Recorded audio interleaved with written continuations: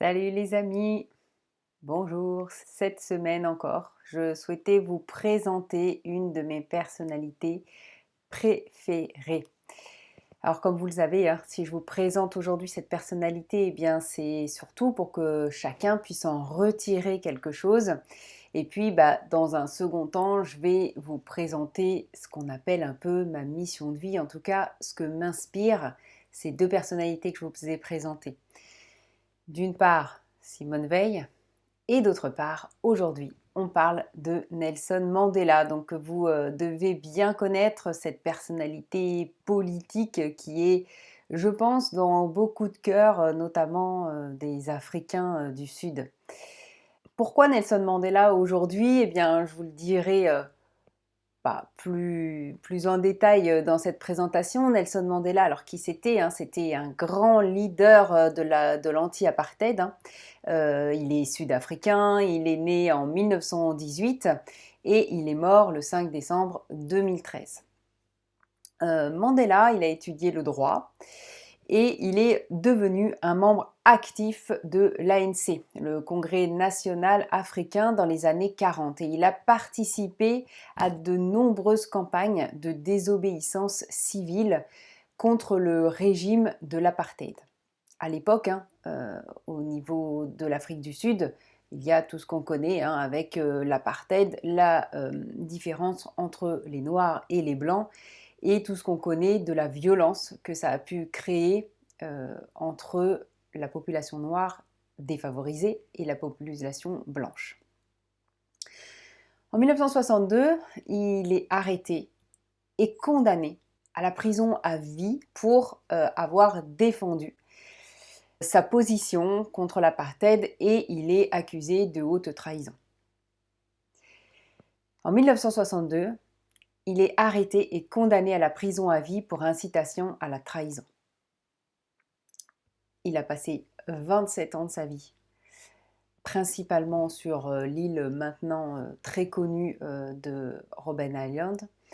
Et sur cette île, il faisait évidemment des travaux forcés, mais surtout ce qui est important, c'est que pendant sa détention, il est devenu un réel symbole de la lutte contre l'apartheid. Et il est devenu, même alors qu'il était emprisonné, un véritable leader international et vraiment respecté.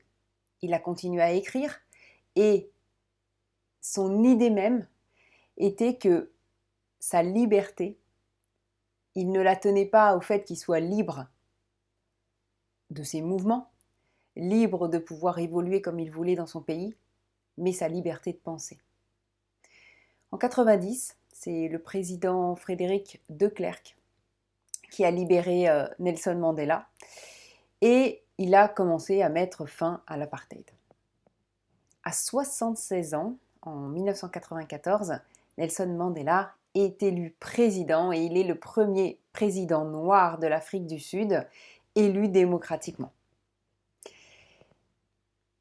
Son histoire me fascine, d'une part parce que cet homme est passé de l'emprisonnement à la plus haute position sociale de son pays. Bien sûr, cette histoire m'émerveille pour ça, mais elle m'émerveille surtout à cause du tempérament de ce Nelson Mandela. Alors pendant son mandat, il a travaillé à réconcilier les communautés qui étaient divisées par l'apartheid. Et pourquoi cet homme m'inspire? En réalité, c'est sa sagesse qui m'inspire. Parce que tout le long de sa vie, libre, emprisonné, président ou non président, eh bien, il a toujours considéré l'égalité de l'homme comme quelque chose qui était une de ses priorités. Il a une détermination incroyable,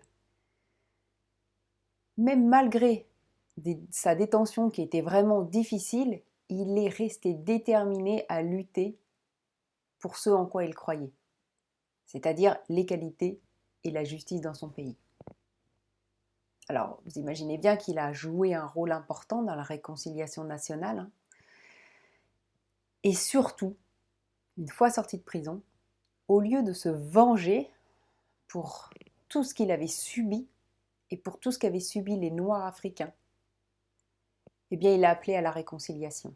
Non pas à la révolte, mais bien à la réconciliation pour construire une nation unie.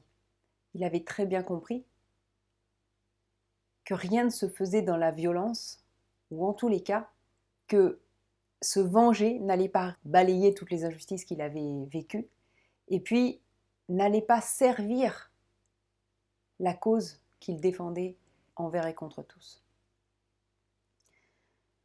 S'il est connu pour sa sagesse, c'est aussi parce qu'il a prôné cette non-violence et cette réconciliation. Pourquoi je vous parle de lui? Parce que ça a été un leader. Le leader de toute une population, de toute une génération, mais surtout le leader de sa vie. Je vous parle de lui parce que dans ce contexte de se sentir reboosté, dans l'énergie, qu'est-ce qui est important? Il est important de pouvoir justement avoir des personnes qui nous inspirent. Il est important de savoir pourquoi on se lève le matin. Qu'est-ce qui fait que... Alors il y en a qui vont l'appeler la mission de vie, d'autres son grand pourquoi, d'autres qu'est-ce qui nous anime à l'intérieur de nous. Être mis à distance de ce qui nous anime, eh bien c'est être mis à distance de ce qui nous fait scintiller à l'intérieur. Alors pour ma part, ce qui me fait scintiller, bien que j'ai souvent douté, comme certainement Nelson Mandela a dû douter, ou bien Simone Veil a dû douter, c'est vraiment de pouvoir apporter ma pierre à l'édifice. Et à quel édifice? Eh bien, je me dis qu'en étant soignante, en aidant les autres à aller mieux, eh bien, peut-être qu'en tendant ma main, en proposant mon savoir-faire, mon savoir-être, mes compétences, eh bien, je vais pouvoir guider certaines personnes vers leur chemin de vie. Je vais pouvoir leur redonner de l'énergie pour aller vraiment utiliser cette énergie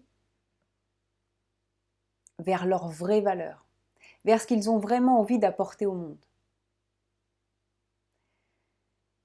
Et puis, si moi j'ai su tendre la main, peut-être qu'à leur tour, en tout cas j'espère, et ça c'est mon grand pourquoi, ma mission de vie est quelque chose qui me dépasse même, je me dis que certainement, peut-être pas toutes les personnes, mais celles que j'ai pu aider, eh bien, elles pourront aider peut-être quelqu'un d'autre à leur tour. Avec ses propres compétences, juste parce qu'elle est alignée, sereine, juste parce qu'à un moment donné, elle a pu se relever, apprendre des choses de ses initiations, de ses combats, eh bien peut-être qu'un jour, elle aussi pourra tendre la main et aider. Voilà mon grand pourquoi, voilà pourquoi ces personnalités m'inspirent, pourquoi leur combat m'inspire. Et c'est ce genre de personnalité qui m'aide à me relever à chaque fois que je peux douter, à chaque fois que je peux me dire que, bien, il n'est pas toujours facile d'aider l'autre.